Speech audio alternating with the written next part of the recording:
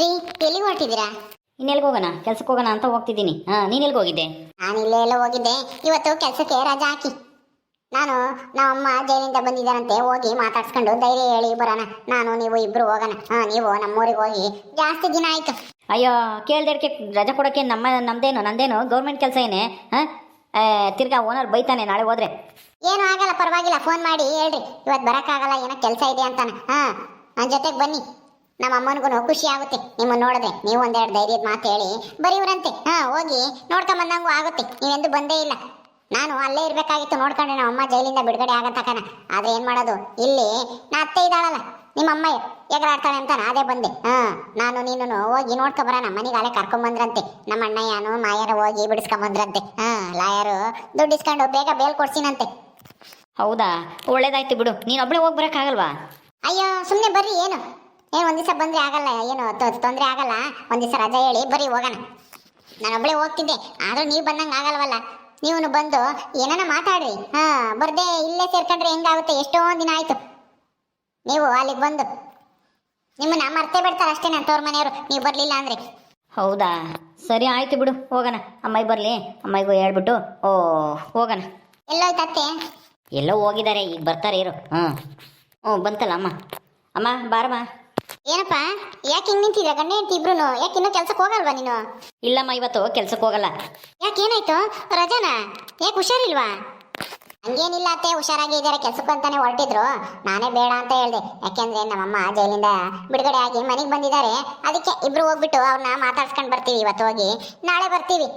ಅದಕ್ಕೆ ನೀವು ಬಂದ್ರೆ ಹೇಳ್ಬಿಟ್ಟು ಹೋಗೋಣ ಅಂತ ಕಾಯ್ತಾ ಇದ್ವಿ. ಹೋಗಿ ಬರ್ತೀವಿ ಅತ್ತೆ. ಓ ಹೌದಾ, ನೀನು ತವ್ರ ಮನೆಗೆ ಹೊರಟಿದ್ದೀರಾ? ಹಂಗಾದ್ರೆ ಒಂದು ಅರ್ಧ ಗಂಟೆ ಇರ್ರಿ. ಆಶಾನು ಬರ್ತಾಳೆ, ಎಲ್ಲೋ ಹೋಗವಳೆ, ಅವಳು ಕರ್ಕೊಂಡು ನಾನು ಬಂದ್ಬಿಡ್ತೀನಿ. ನೀವು ಬರ್ತೀರಾ ಅಲ್ಲಿಗೆ? ಯಾಕತ್ತೆ, ಏನಕ್ಕೆ ಬರ್ತೀರಾ? ನಾವು ಹೋಗಿ ನೋಡ್ಕೊಂಬರ್ತೀವಿ ಬಿಡ್ರಿ, ನಾನು ನನ್ನ ಗಂಡನು. ನೀವು ಬೇಕಂದ್ರೆ ಯಾವಾಗಾದ್ರೂ ಹೋಗಿ ಮಾತಾಡ್ಸಿರಂತೆ ನಮ್ಮ ಅಮ್ಮನ್ನ. ನಾವು ಬರ್ತೀವಿ ಅಂತ ಹೇಳ್ತಾ ಇರೋದು ನಿಮ್ಮ ಅಮ್ಮನ ಮಾತಾಡ್ಸ್ಕೊಂಡು ವಿಚಾರಿಸ್ಕೊಂಬರಕ್ಕಲ್ಲ. ಮತ್ತೆ ಇನ್ನೇನಕ್ಕೆ? ಏನಕ್ಕೆ ಅಂದ್ರೆ ಆ ರಂಗಕಾಯರ್ ಮಂತಕ್ಕೆ ಹೋಗಿ ನಮ್ಮ ಆಶನ್ ಮದುವೆ ಬಗ್ಗೆ ಹೇಳಿ ಬರಕ್ಕೆ ನಮಗೂ ಒಪ್ಪಿಗೆ ಐತೆ ಅಂತ ಹೇಳಿ ಅವ್ರ ಮನೆ ನೋಡ್ಕೊಂಡು ಹಂಗೆ ಬರ್ತೀವಿ. ನಾನು ನಿಮ್ಮ ಅಣ್ಣ ಇನ್ನೂ ಆಶಾನು ಬರ್ತಾಳೆ. ಆಶಾ ತೀರಾ ಅವ್ರ ಮಂತಕ್ಕೆ ಹೋಗ್ದಿದ್ರೆ ಹೊಟ್ಟೆ ಹೊತ್ತು ನಿಮ್ಮ ತವ್ರ ಮನೆಗೇನೆ ಇರ್ತಾಳೆ. ಇರ್ತಾಳೆ. ಆಮೇಲೆ ಆ ಹುಡುಗನೂ ಮಾತಾಡ್ಸ್ಕೊಂಡ್ ಬರ್ತಾಳೆ. ಹಂಗೇನೆ ಇಬ್ರು ಮಾತಾಡ್ಕೊಂಬ್ಲಿ ಹಂಗೇನೆ. ಏನೇನು ಎತ್ತ ಅಂತಾನ, ಅವ್ರಿಷ್ಟ ಏನು ಇವಳಿಷ್ಟ ಏನು ಎತ್ತ ಅಂತಾನ ಮಾತಾಡ್ಕೊಂಡ್ರೆ ಆಮೇಲೆ ನಾವು ಮುಂದುವರಿಯೋದ ಬೇಡ ಅಂತಾನ ಯೋಚನೆ ಮಾಡೋಣ. ಅವರಿಬ್ರು ಒಪ್ಪಿಗೆ ತಗೊಂಡು. ಅದಕ್ಕೇನೆ ಆಶನ್ನು ಕರ್ಕೊಂಡು ನಾನು ಬಂದ್ಬಿಡ್ತೀನಿ, ಮದುವೆ ಬಗ್ಗೆ ಮಾತಾಡ್ಕೊಂಡ್ ಬರೋಣ. ನಮ್ಮ ಅತ್ತೆ ಅಲೆ ಈ ಆಶನ್ ಮದುವೆನ ಮಾಡ್ಲೇಬೇಕು ಅಂತ ನಿರ್ಧಾರ ಮಾಡಿ ಹಂಗಿದ್ದಾಳೆ. ಅಯ್ಯಯ್ಯೋ, ನಮ್ಮಮ್ಮ ಈಗಿನದ ಜೈಲಾಗ ಬಂದೈತೆ ಅಂತದ್ರಾಗೆ ಈಗ ಈ ಮದುವೆ ವಿಷಯ ಬೇಕಾ ಅಂತ. ನಾವು ಕಷ್ಟಾಗಿದ್ದಾಗ ಇವತ್ತೇ ನೋಡು ಮಗಳು ಮದುವೆ ಮಾಡಕ್ಕೆ ಯೋಚನೆ ಮಾಡ್ತಾ ಐತಿ. ನಾವು ಹೋಗ್ತಾ ಇರೋದು ಕಷ್ಟಕ್ಕೆ. ನಮ್ಮಮ್ಮ ಜೈಲಿಂದ ಬಿಡುಗಡೆ ಆಗಿ ಬಂದೈತಲ್ಲ, ಹೋಗಿ ಒಂದು ಸ್ವಲ್ಪ ಸಮಾಧಾನ ಮಾಡ್ಬರೋಣ, ಮಾತಾಡ್ಸ್ಕೊಂಬರೋಣ, ಧೈರ್ಯ ಹೇಳ್ಬರೋಣ ಅಂತ ನಾನು ಹೋಗ್ತಿದ್ರೆ ಈ ಅಮ್ಮ ಮದುವೆ ಮಾಡಕ್ ಬರ್ತಾಳಂತೆ ಅಲ್ಲಿಗೆ. ನಾನೆಲ್ಲನೋ ನಮ್ಮ ಅಮ್ಮ ನೋಡಕ್ ಬರ್ತಾಳೇನೋ ಅಂತನ ಖುಷಿ ಪಟ್ಟಿದ್ದೆ. ನಮ್ಮ ಅತ್ತಿಗೆ ನಮ್ಮ ಅಮ್ಮನ ಮೇಲೆ ಒಂದಿಟ್ಟು ಪ್ರೀತಿನಾದ್ರೂ ಐತಲ್ಲ, ನೋಡ್ಕೊಂಬರಕ್ ಬರ್ತೀನಿ ಅಂತಾಳೆ ಅಂತಾನೆ. ಪ್ರೀತಿನೂ ಇಲ್ಲ, ಗೀತಿನೂ ಇಲ್ಲ, ಮಣ್ಣು ಮಸಿ ಏನೂ ಇಲ್ಲ. ಇವಳ ಮಗಳನ್ನ ಒಳ್ಳೆ ಮನೆಗೆ ಕೊಡ್ಬೇಕು ಅಂತಾನ ಮಾತಾಡ್ಕೊಂಬರಕ್ ಬರ್ತಾಳಂತೆ, ಗಂಡು ನೋಡಕ್ ಬರ್ತಾಳೆ ಈ ಅಮ್ಮ. ಹಿಂಗಾದ್ರೆ ಮಾಡಿ ಇದನ್ನ ಇವಾಗ ತಪ್ಪಿಸ್ಲೇಬೇಕಲ್ಲ, ಏನ್ ಮಾಡೋದು? ರಮ್ಯಾ, ಏನು ಹಂಗೆ ಏನೋ ಮಾತು ಗೊಣಿಕೆಂತ ಇದೆಯಾ ಒಬ್ಳೇನೆ ಅಥವಾ ಕಿರಿಕೊಂಡು? ಆಶಾ ಬರ್ಲಿ, ನಾನು ಬರ್ತೀನಿ, ಇಬ್ರು ನಾಲಾರು ಹೋಗೋಣ ನಿಮ್ಮೂರಿಗೆ. ಹಂಗೇನೆ ಆಶಾನು ಹುಡುಗನ ಜೊತೆಗೆ ಮಾತಾಡ್ಕೊಂಬ್ಲಿ, ಪರಿಚಯ ಮಾಡ್ಕೊಡು ಹುಡುಗನ ನೀನೇನೆ. ನಾನು ಹೋಗಿ ಆ ಅಕ್ಕನ ಹತ್ರ ಮಾತಾಡ್ಕೊಂಬರ್ತೀನಿ. ಇವನೇ ನಾವು ಹೋಗ್ಬಿಟ್ಟು ಮಾತಾಡ್ಕೊಂಡು ನೋಡ್ಕೊಂಬರೋಣ ಅವ್ರ ಮನೇನು, ಆ ಅಕ್ಕನೂ ಕೇಳ್ಕೊಂಡು. ಹಂಗ ಸುನಿಲ, ಏನಂತೀಯ ನೀನು? ಇವಳಿಗಂತೂ ತಲೆ ಕೆಟ್ಟಿದೆ ಅನ್ಸುತ್ತೆ.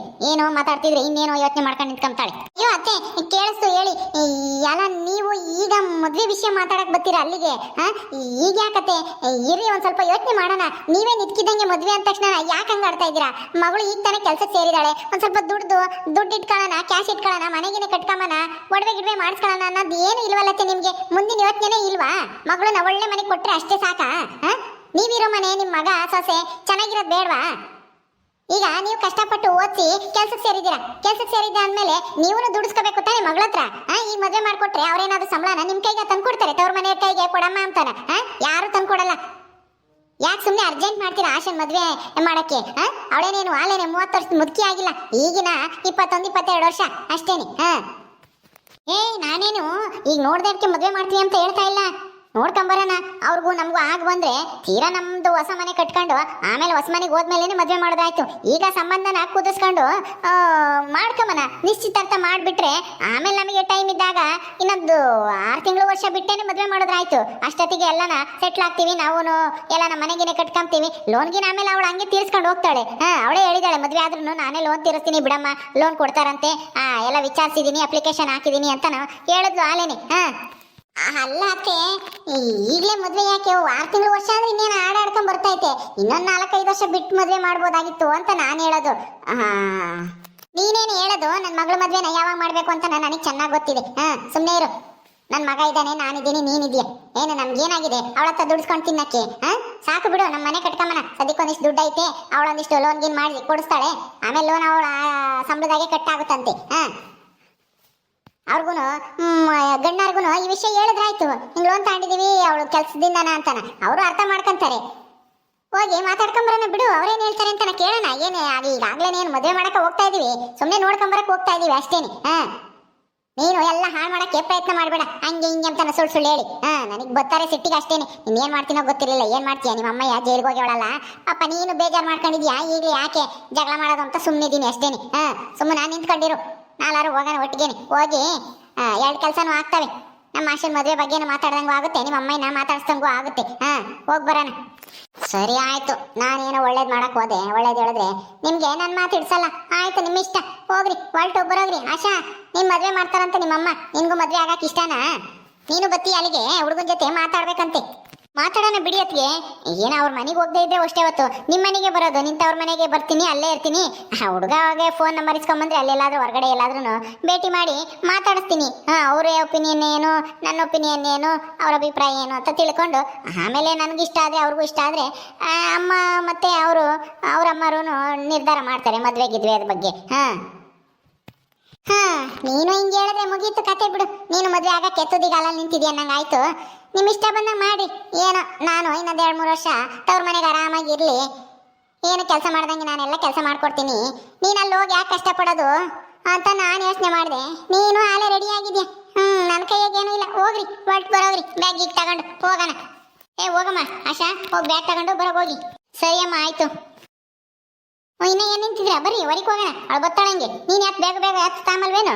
ಇಲ್ಲ, ನಾನು ಬ್ಯಾಗ್ ಯಾತು ತಗೊಂಡಿಲ್ಲ, ನನ್ನ ಗಂಡನ ಹತ್ರನೇ ದುಡ್ಡು ಐತೆ.